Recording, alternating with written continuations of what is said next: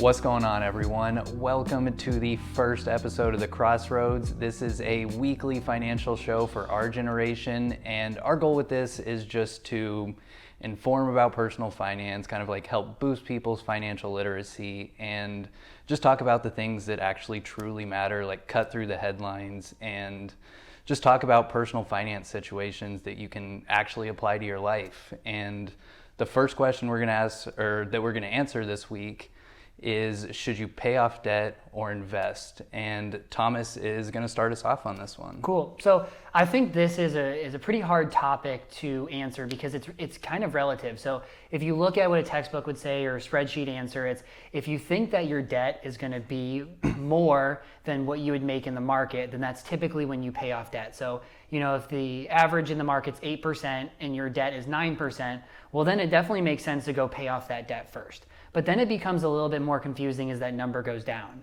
So if, say, you have, a student loan that's at 5%, but you expect that you can get 8% in the market, how do you really handle that? And it really depends on the person, because as you look at those two, you can say, well, the market's 8%, but student loans are 5%. But what we're not taking into consideration here is the long-term view of the market. The market averages 8%. That doesn't mean it's going to be 8% next year or the following or anytime really in the next 5 years. And so once we start to compare these, you really have to look at the person and say, how do you feel about debt? How do you feel about the market? What's your risk tolerance? If you're somebody that's, I just want to get invested, I want to be invested early, I really believe in the market, I can handle all the turbulence that comes along, well, then it probably makes sense for you to invest. But on the exact opposite side, if you're somebody that you can't sleep at night because of debt, you hate it, and you just want to really be able to get rid of it, well then you should probably pay off debt even when that number gets lower. And so, a lot of times the example we use with clients is a mortgage. And so a mortgage might be 2.5%, and the market again could be 8%. So when you look at those numbers, it totally makes sense numerically. You should just invest. But that's not taking into consideration how people truly feel about debt, the liberating feeling that comes from paying off your mortgage and no longer having a monthly payment, which now the income you need is way less because your monthly expenses are way lower. Is there anything that you think that you would add to that? No, I think that's perfect. And another good example is student loans. Our generation is known to have student loans. And again, it's just such a personal thing. To answer the question of, should I pay off debt or invest? If someone gives you a straight answer on that, oh, you should be investing, that's a tough thing to say, because it's just personal. Personal finance is more personal than it is finance, because each person is going to have a different feeling towards debt. Like Thomas was saying, it's if it's a big weight on your shoulders and it's you just want that debt gone, yeah, you might be giving up a little opportunity cost by not being fully invested or investing as much as you could, but you're going to feel better because you're paying down that debt. You might be debt-free 5 years sooner because you prioritize that payoff. And yeah, you might have to give up that opportunity cost a little bit, but if that's what makes you feel better, like personal finance, that's probably the right choice to take. And on the flip side, it's like you were saying, if that's not that big of a deal, it's just there, you have a higher income, and it's not really taking away from your cash flow, then you might want to take advantage of that opportunity cost and start investing as much as you can right away, so then maybe you can tone back on investments in your 40s and spend that money elsewhere. Yeah, I think a big thing here to add is there is just such a difference between the spreadsheet answer and what's the right answer for everybody. So when we work with our clients, what's really important is getting to know that person and what's going to be best for them. The best financial plan is not the best spreadsheet or the best, numbers at the end. It's really what fits that client. If you're somebody that hates debt, but then you choose to invest and not pay off debt, and then you can't sleep better at night, that was not the right financial decision for you just because numerically it was.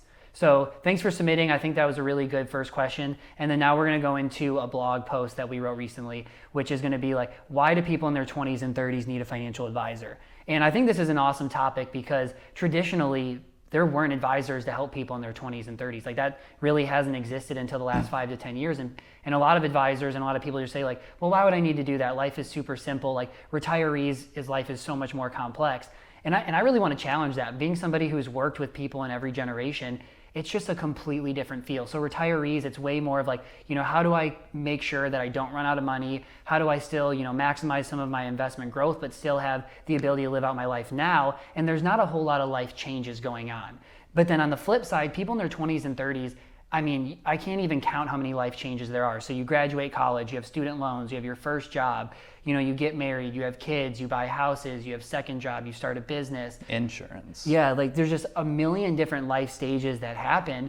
And what happens for a lot of millennials or a lot of people in their 20s and 30s, they just don't really know what to do. So you start your first job, how do I attack my student loans? Okay, what do I do with my company benefits? Then I'm gonna start my next job, and then I'm gonna get married. And it's like, what insurances do I need? What do I invest in? How do I prepare for my kids' colleges? How do I pivot when I get a bonus and I get an income change? It's just, for those people, it's just managing life changes. And what I think is really important is when you have an advisor, you can help maximize your resources and make sure that every decision you make is good. And there's a huge difference of like, hey, I've done some things right, I've done some things bad, versus I've made every little decision right because I've thought through it, I've had somebody help me plan, and I've made sure I made the right decisions for my life. And so I think that's really why having a financial planner for somebody in their 20s and 30s is important, is like everything is new. Like it's a new job, and then now you have a family. It's like, now how do I manage my finances for everybody? And it's like, now that I care about these kids, I want to provide for their education. And then now I have a new job, or I'm starting a business. It's just, life is changing every day. And so you get this plan in place, and then 4 months from now, you just got a $20,000 salary increase. Okay, what do I do with that newfound money? How do I help that to plan for the future house that I'm gonna buy, or things that I wanna provide for my kids? And so I think there's just a ton of value in distilling down all the information that you can see online, because the problem we see is, when we talk about this all the time, is the financial answers are not as easy as a Google search. Like there's so much information out there, and all of it is just broad to everybody. But really, your life is unique and it's different. Like you might work with somebody, have the exact same financial situation, but your life and how you manage your finances be completely different because of your goals, how you feel about money, and everything in between. Exactly. And I think just to kind of touch on that is like one of the biggest things that a financial planner can provide is the accountability factor. Yeah. Like even if you maybe got like a one-time financial plan or something, like Thomas was saying, things change so quick being that young. And it's just like, if you don't have someone to bounce ideas off of or talk through a situation that you might not be able to Google or get a straight answer on, like I think that's just a huge like added benefit from working with a financial planner, is having someone that you can always go to every step of the way and get answers that are actually tailored towards your situation, instead of just kind of following general advice and hoping that's the right decision. And being young, like you have a chance to kind of just pretty much design your whole financial future. And there's so many good opportunities and good decisions you can make that can set you up for the long term. And just like making a few right decisions in those early stages of life can set you up for that long-term success. I think you made two good points. I think accountability is something that doesn't get talked about enough with financial advisors, but I also think a lot of financial advisors don't feel like it's their job to hold their clients accountable. That's something that we take very seriously, because working with people in their 20s and 30s, just you have so much going on. You have kids, you have your job. Like, you think getting your estate planning or switching your 401k is going to be your top priority? Probably not. And so that's why we kind of own accountability and make sure all of those things get done. And I think just the other value of a financial advisor is what I see with tons of my clients is they come in because they would just overanalyzed everything. They looked at every index fund they could buy. They looked at Roth versus a traditional. They looked at whether they should be an HSA versus a Roth versus more into their 401k. And they just find all the information, but they really don't understand, like, does this matter to them? And they're scared to make the wrong decision. And so then they end up making no decision.